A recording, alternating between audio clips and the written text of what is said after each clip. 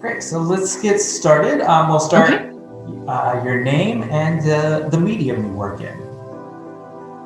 So I'm Martha Manikas-Foster, and I work with ceramics, both thrown pottery and hand-built ceramics. And I enjoy specifically surface decoration once I've created a vessel. Great. And can you tell us a little bit about your education and background? So I've always been interested in art. I think everybody's an artist in some way, and the creativity that we have sometimes gets trained and sometimes it doesn't. My education is actually in creative writing and in journalism. So I didn't take very many art classes in college, but once I had the opportunity as an adult, I started taking classes, and I've been doing that for quite a while now. I found that at living history museums and like Renaissance festivals, I was always attracted to the potters, and I would just watch and watch and watch and watch. So there was no mystery to me that I was interested in pottery. It was just a matter of finding the time in my life to start learning and executing my interest. So, yeah. Great. And then kind of touched on it a little bit, but can you say a little bit about what and who inspires you to become an artist? I think it's observational, which is also one of the reasons I think that art is important. So looking at what other people have created is inspirational. It's exciting once you have the initial tools. And in ceramics, that would be once you learn how to center and once you learn how to form the clay and looking at what other people have done. But I also think that while we look at the world, we see ways in which we can interpret it through art. And then that helps other people interpret the world because of the art. I think it's a cycle. Can you tell me a little bit about the inspiration or theme for your submission this year? Absolutely. When I was in MOSAIC in 2018, I used surface decoration to make tiles, and I did it in a black and white theme like this. And this kind of surface decoration, which is sgraffito, it's almost like a kind of puzzle, because you start out with the color of the clay, you add another color or many colors, and you scratch away and then reveal the clay color.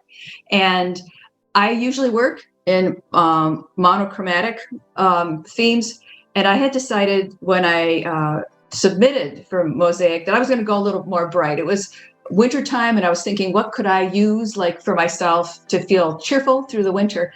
And I had no idea that I would be doing this creative process through this unusual time that we've been living through, when bright color and the idea of flowers even before they were blooming would be an encouragement to me, and I hope it's an encouragement to other people. So I went from black and white for the previous MOSAIC that I was in, and I started using other colors. So this is one of the examples of what is part of MOSAIC.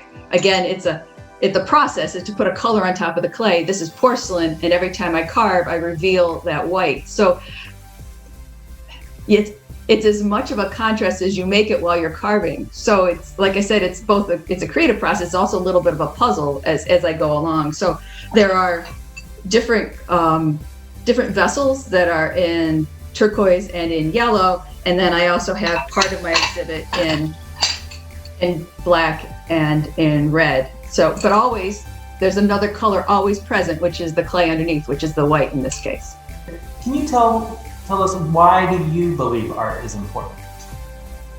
There are so many reasons, and I know that there are ways in which art like activates parts of our brain, and for students, for children especially, help with all kinds of disciplines. But I would let a brain scientist, explain that. I know that for me, part of the reason that art is important is because it slows us down. Whether or not we're creating or we're observing, we have to pause, which is counter to most of what our lives are like, probably a lot like what our COVID-19 life is like. But for most of us, it takes a reason to pause, and creating art gives that opportunity. I also think that it's therapeutic, both to observe art and to create it. There are things that I know that as a writer, I know only because I write it out and I discover what I feel and what I think. But I have found that also to be true, especially while working on the wheel, but also while hand building with ceramics, that there is a way in which you pause, you can observe, and then all of that brings you to some new conclusions.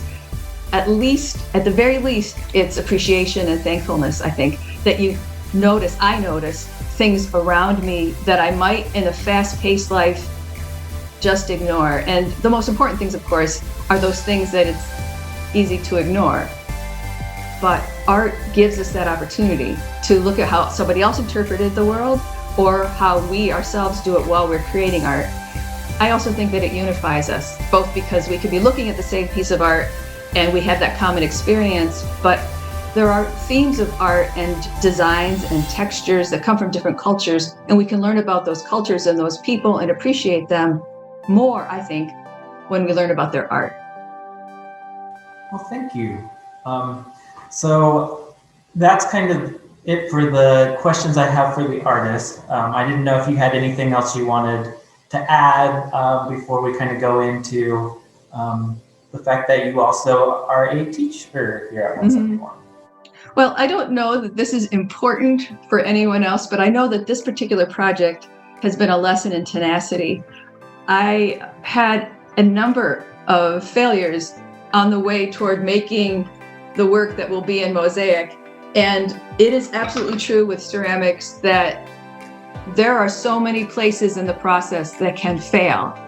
And fail mean imperfection, something that you wouldn't want to show anyone else, whatever the definition of failure is. And you just have to start again. You might be in love with I might have been in love with some of the bowls that will not get to the show. But if they fail, you just have to start again. And I could use some lessons in tenacity, and this particular project has taught them to me. So there you go.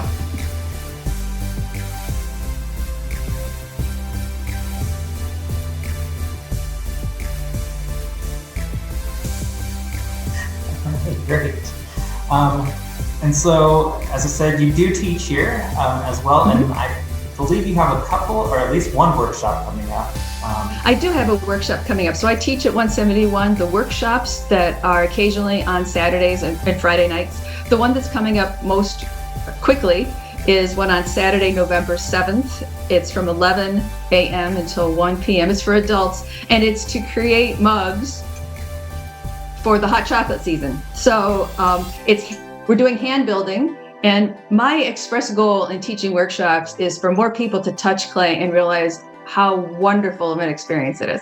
So my hope is that this is a workshop that is designed for success and for some sort of fulfillment and fun. So that's November 7th, and we'll be making mugs with designs, and we're hand building them. So anybody who's ever been on the wheel and understands that takes a little bit more training should not sign up because of maybe a past experience.